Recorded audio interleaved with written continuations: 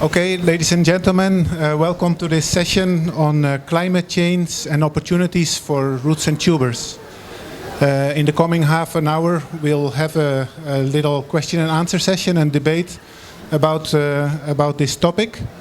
Of course, the topic of climate change itself is very broad and has multiple angles to it. And of course, the roots and tuber crops, from the literature, we know that some of them may be better adapted, some may be less adapted to climate change, but definitely the whole climate change scenario and how it's going to impact on roots and tubers will have a huge footprint on funding and the efforts of science and investment for the coming decades. Of course, part of that is related to trends that are following climate change, temperature changes, changes in heat or drought, and that's something that different people are looking at. Entomologists, people looking at diseases, how the agroecologies will change, how the incidents will change, but of course also for breeders working on climate smart traits, heat tolerance, drought tolerance, it's an important topic. And not to forget that of course often one thing we mention about roots and tuber crops, that they are excellent resilience crops. I think sweet potato is a well-known example.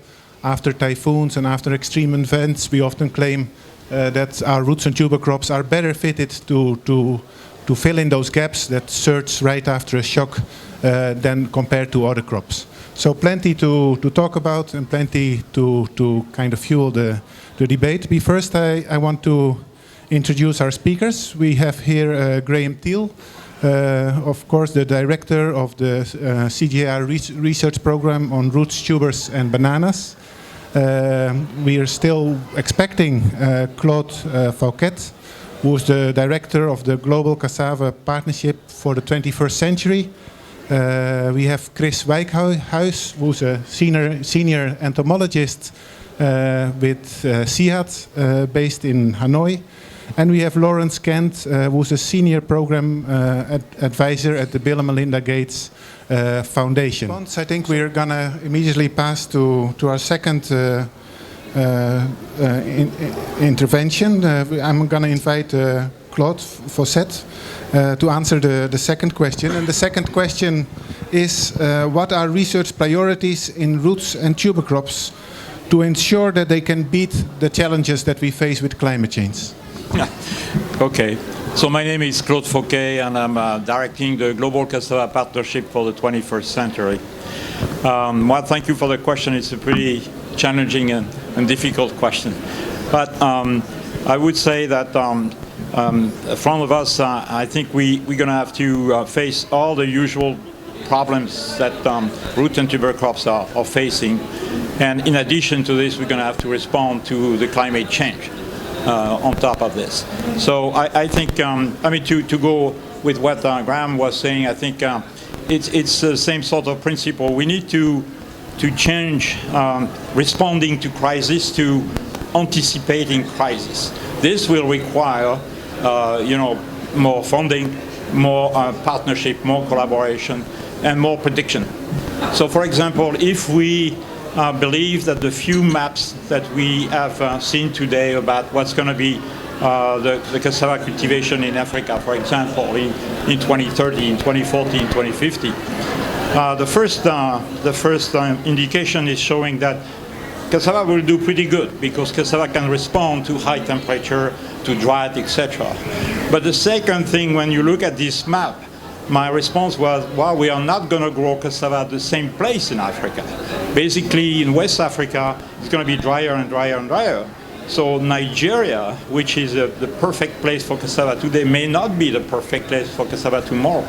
The second part is in East Africa, you see more rains. Cassava hates flooding, cannot grow if you have very humid soil. So, we need to refine this prediction. We need to put more money, more resources into these predictive schematic possibilities in order to help us and people living there, growers and so forth, to be prepared to what's going to happen. That's for the let's say, management. And then, of course, you have all the pests and diseases.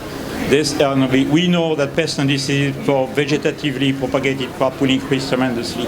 And what we have done, and not perfectly so far, is to respond to crisis. So we have a brown streak, epidemic in East Africa, and it takes several years before we are geared towards responding to this, and not responding very well, very efficiently.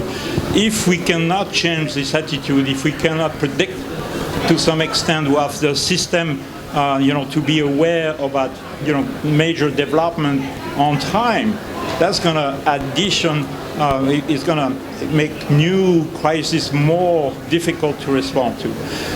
So, of course, in addition to this, we have all the other issues that we have with vegetatively propagated crops, and one of them is to really take advantage of modern technologies to improve faster and quicker breeding of these crops in order to make them more adapted to consumer preferences, for example. I think this is a very important topic. For the last many decades, we did not have the perfect tools to respond to this very efficiently. We need to change this. This is very key, very, very important, because if we can better adapt these varieties to the demand, to the needs, then we can come up with much more productive ones, and therefore we can solve the problem. But if we are not able to do this, we're going to be stuck with the same sort of problems that we have been facing in the past years. So, this is maybe sounding very pessimistic. On the positive side of all of this, we know that compared to other crops, for example, legumes are very sensitive to temperature. Root and tuber crops are not that sensitive to temperature, so at least we don't have to worry too much about this problem. We know that cassava in particular is already resilient to global warming, so this is a fantastic opportunity that we need to take advantage. The bottom line of all of this is why we are here, is to really convey these messages, the knowledge we have, or the knowledge we lack today and that we need to acquire, to a bigger world. And this is why we set up that stage, is to have a way to convey this through a number of different opinions. I think this is so important for humanity. You saw yesterday the presentation of Hans Rosling, and when you see this, the first response is, oh my gosh, when we have to respond to feed to all these billions of people, and we cannot already feed Africa perfectly. What's going to be tomorrow?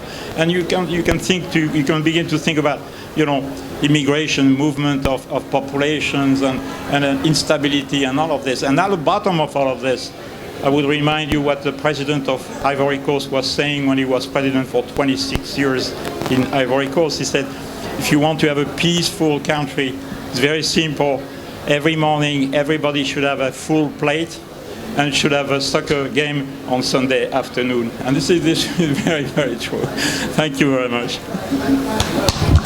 Okay.